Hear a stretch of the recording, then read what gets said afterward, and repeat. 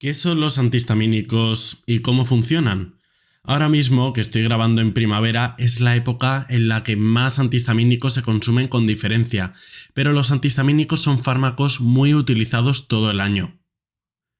¿Qué beneficios nos aportan y qué posibles riesgos y efectos secundarios debemos tener en cuenta? Hoy vamos a responder a todas estas preguntas sobre los antihistamínicos, que son unos fármacos de los que seguro habías oído hablar.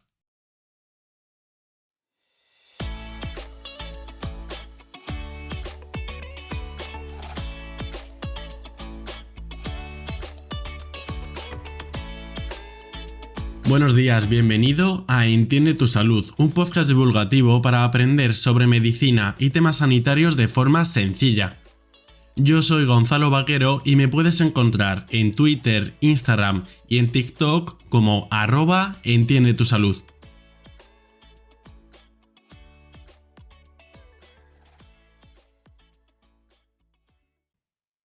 Antes de empezar, quiero presentaros a Ucademy, el patrocinador del episodio. Atento porque esto es muy interesante.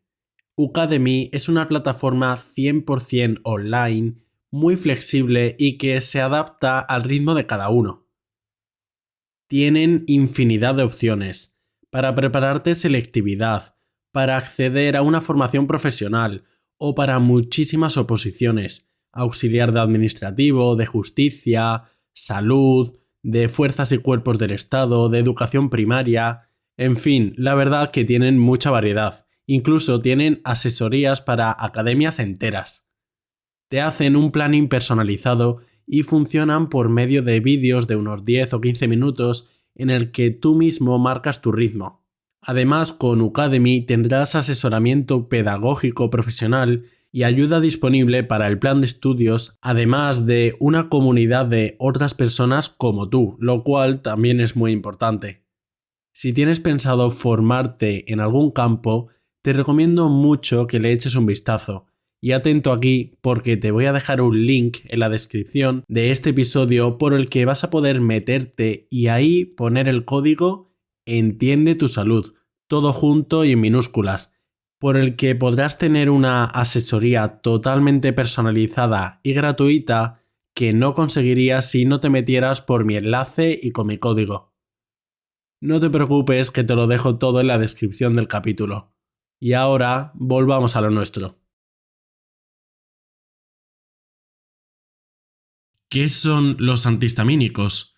Los antihistamínicos son los fármacos más utilizados para las enfermedades alérgicas, que son muy prevalentes en primavera, y actúan inhibiendo, bloqueando, como su nombre indica, los efectos de la histamina. Por tanto, para entender cómo actúan los antihistamínicos y por qué tienen los efectos que tienen, es importante saber algunas cosas de la histamina. La histamina es una amina, una sustancia presente en casi todos los tejidos del cuerpo y que actúa en muchos procesos diferentes y muy variados. La histamina viene de un aminoácido, la histidina, que de ahí viene su nombre. La histamina se fabrica y se almacena en unas células especializadas llamadas mastocitos y también en un tipo de glóbulos blancos de la sangre llamados basófilos. La histamina interviene en numerosos procesos, desde las reacciones alérgicas hasta la secreción de ácido en el estómago, pero también a nivel del sistema nervioso central, donde determina en gran parte la sensación de hambre y de saciedad y los ritmos de sueño y vigilia. Otros efectos de la histamina son la estimulación de la secreción gástrica, como veíamos, la contracción de músculo liso, el estimular al corazón o el provocar una vasodilatación, es decir, una dilatación de los vasos sanguíneos y por tanto también una mayor permeabilidad de ellos. La histamina también provoca picor y a nivel del sistema nervioso, como decíamos, inhibe al apetito, aumenta el estado de vigilia y estimula al vómito y a la tos. Este último minutillo es muy importante, porque conocer los efectos de la histamina es lo que nos dará la clave para entender los efectos de los antihistamínicos, los fármacos que bloquean la acción de la histamina, que serán, en definitiva, los opuestos. Muchos de los síntomas de las enfermedades alérgicas, como el picor de ojos o las ronchas en la piel, dependen en gran parte de la acción de la histamina. No nos vamos a meter en exceso, pero la histamina actúa a través de 4 receptores en nuestro cuerpo y según el receptor en específico tendrá una acción u otra. Así encontramos H1, H2, H3 y H4 por los 4 receptores. Los antihistamínicos generalmente actúan bloqueando la acción de la histamina en los H1, pero también hay fármacos comunes que bloquean a los H2 y que se usan, por ejemplo, para bloquear la secreción ácida del estómago, como en la gastritis, en úlceras o en el reflujo. Pero como digo, estos son los H2 y cuando hablamos de antihistamínicos para temas alérgicos nos solemos referir a los H1. Por si tienes curiosidad, y ya dejamos el tema de los receptores, el receptor H3, el tercero, está sobre todo en el sistema nervioso y el H4 tiene relación con enfermedades como la dermatitis atópica. Además, los antihistamínicos se pueden emplear por diversas vías, por vía oral, en comprimidos, jarabes y gotas, o por vía tópica, en cremas, pomadas, colirios, nebulizadores, pero algunos antihistamínicos también se pueden administrar además por vía parenteral, como la vía intramuscular, inyectando o intravenosa, para ocasiones sobre todo como el shock anafiláctico. El shock anafiláctico es una reacción alérgica grave y potencialmente mortal que puede ocurrir en respuesta a cualquier sustancia en realidad que el cuerpo perciba como peligrosa. Esta reacción, el shock anafiláctico, provoca una liberación masiva de histamina y también de otros productos químicos en el cuerpo, y todo esto puede llevar a una disminución muy rápida de la presión arterial, y esto es lo que provoca el shock, además de otras consecuencias como dificultad para respirar y otros síntomas potencialmente mortales. Y por tanto, el shock anafiláctico requiere un tratamiento inmediato y urgente para evitar las consecuencias graves o fatales. Y volviendo a los antihistamínicos, te voy a nombrar algunos nombres de antihistamínicos más conocidos para que te suene alguno.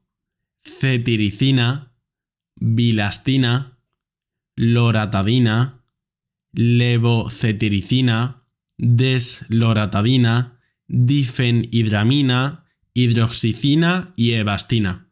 Si te fijas, muchos terminan el nombre de una forma muy similar y esto te puede ayudar a distinguirlos de otras familias de fármacos. ¿Qué tipos de antihistamínicos hay? Hay casi 50 antihistamínicos comercializados con una eficacia más o menos similar. Desde un punto de vista clínico, se dividen en 2 familias: antihistamínicos clásicos o de primera generación y antihistamínicos de segunda generación. Los de primera generación se llaman así porque son los primeros que se crearon, simplemente, y los de segunda son más modernos. ¿Cuál es la principal diferencia? Y esto es muy importante. Atento aquí. Esto es importante porque los antihistamínicos de segunda generación son no sedantes, es decir, no dan sueño. Y por tanto, como se sobreentiende, los de primera generación sí son sedantes, sí dan sueño. ¿Esto por qué puede ser importante? Por ejemplo, si damos un antihistamínico de primera generación, por lo que sea, a un conductor de camiones, será muy importante decirle que ese fármaco es sedante y le puede dar sueño. Y otra indicación importante con esto de que sea o no sedante, cuando tomamos una sustancia sedante, como puede ser un antihistamínico de primera generación, es relevante saber que sus efectos se pueden sumar con otras sustancias sedantes, como típicamente el alcohol, porque el alcohol es un depresor del sistema nervioso central. Es decir, que si tomamos un antihistamínico de primera generación, será importante tener cuidado con el alcohol y con otras sustancias sedantes, que también podemos incluir otros fármacos como opioides o fármacos para dormir. Estos antihistamínicos sedantes lo son porque penetran bien en el sistema nervioso, en el cerebro, y recuerda que antes decíamos que había un receptor de la histamina especialmente presente en el sistema nervioso, el H3, aunque el H1, por ejemplo, también está. Los antihistamínicos no sedantes o de segunda generación son, por definición, más modernos y suelen derivar de los de primera. Además, los de segunda generación no tienen estos efectos sedantes y normalmente suelen ser mucho más selectivos y no afectan de una forma tan amplia. Por tanto, los de segunda generación son más seguros para situaciones como personas que manejan vehículos, maquinaria pesada u otras actividades que dependen del grado de alerta. Y por otro lado, los de segunda suelen tener menos interacciones con otros fármacos y en general podríamos decir que son los más utilizados y los más convenientes de forma general.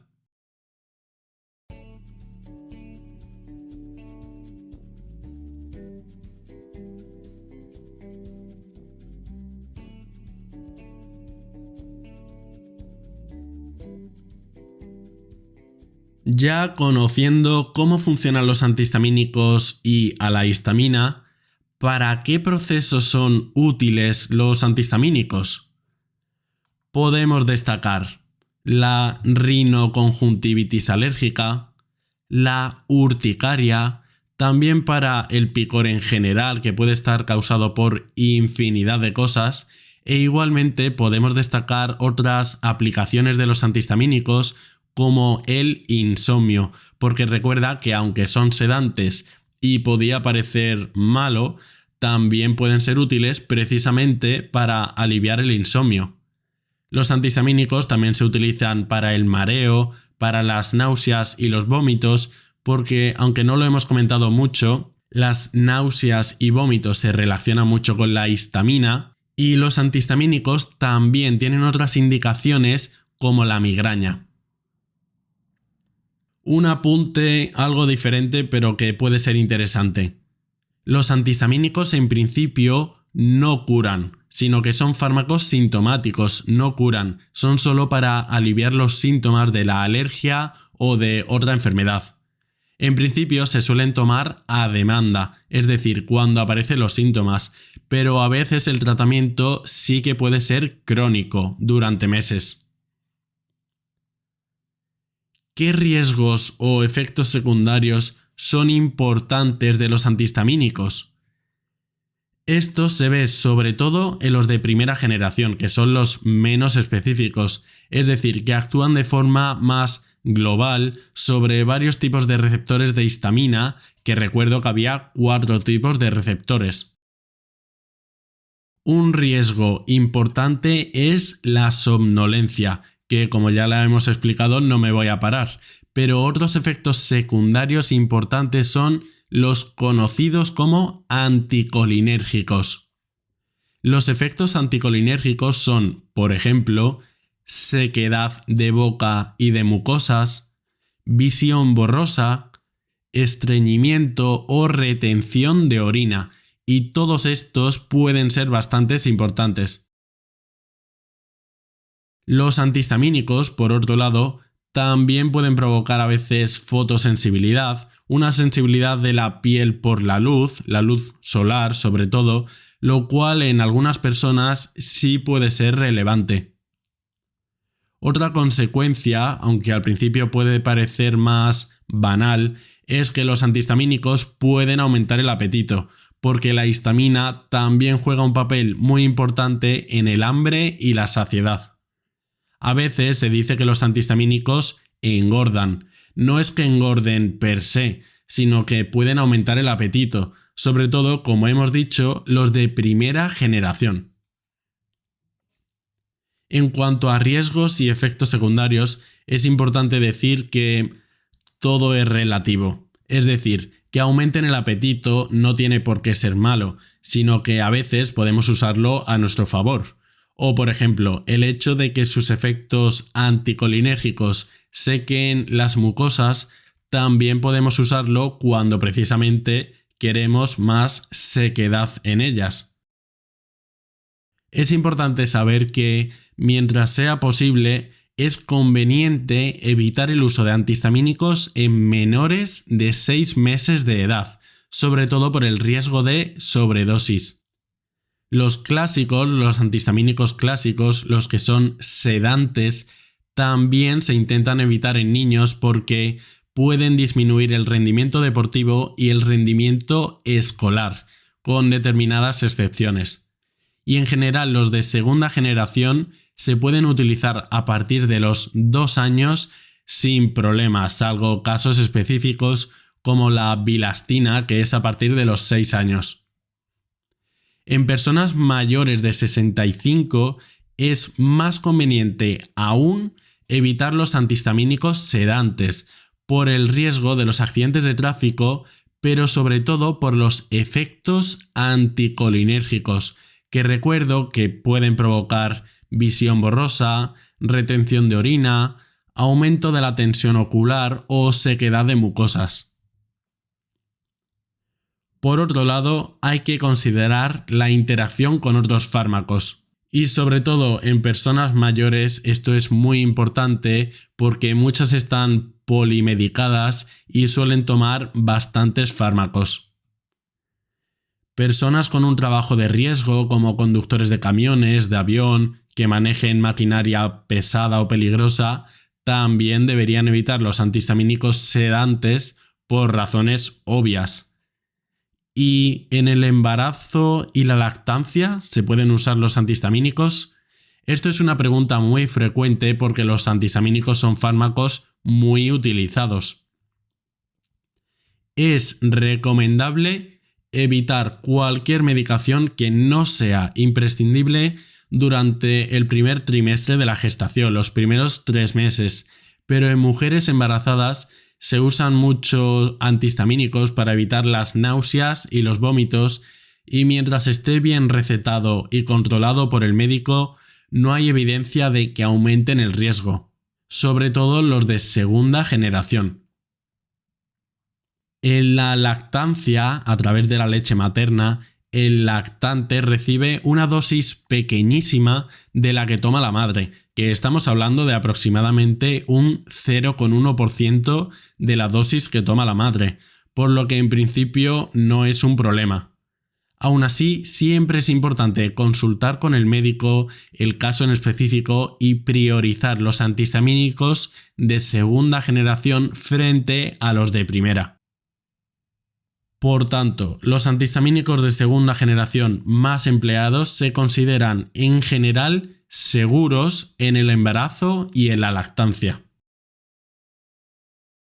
En cuanto a interacciones con otros fármacos, podríamos decir que en mayor o menor medida sí podrían interaccionar casi con cualquiera, pero no todos tienen relevancia clínica.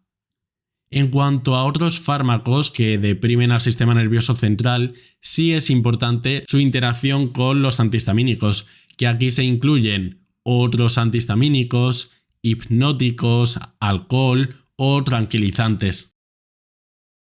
Con fármacos que afecten al electrocardiograma, también es importante tener cuidado, y aquí se incluyen desde antiarrítmicos hasta fármacos para la malaria o para el vómito.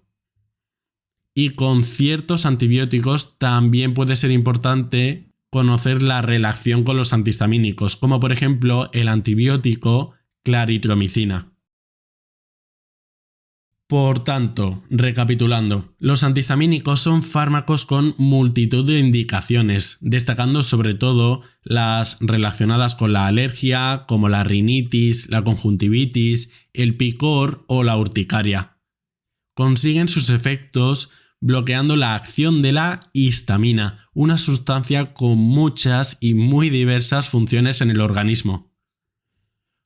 Podemos dividir a los antihistamínicos en primera y segunda generación, siendo los de primera sobre todo los que presentan más cantidad de reacciones adversas, las cuales incluyen algunas como somnolencia, menor atención, visión borrosa y estreñimiento o sensibilidad y aumento del apetito. Son fármacos sintomáticos que suelen tomarse a demanda cuando vayan haciendo falta y, salvo ciertas indicaciones, podríamos considerarlos de bastante seguridad, sobre todo los de segunda generación. Y hasta aquí el episodio sobre estos fármacos tan utilizados. Para no perderte los siguientes puedes darle a seguir al canal y para aprender más de fármacos te recomiendo buscar los capítulos que empiezan con el título de Entiende lo que tomas, como el número 9 sobre antiinflamatorios, el 34 sobre corticoides y el 67 sobre opioides. A mí me puedes ayudar recomendándoles el podcast a tus amigos y dejándome una valoración positiva en la plataforma donde normalmente lo escuches. Y recuerda que puedes encontrarme también en Twitter, Instagram y TikTok como @entiendetusalud, que te dejaré todo en la descripción del episodio. Muchas gracias y hasta otra.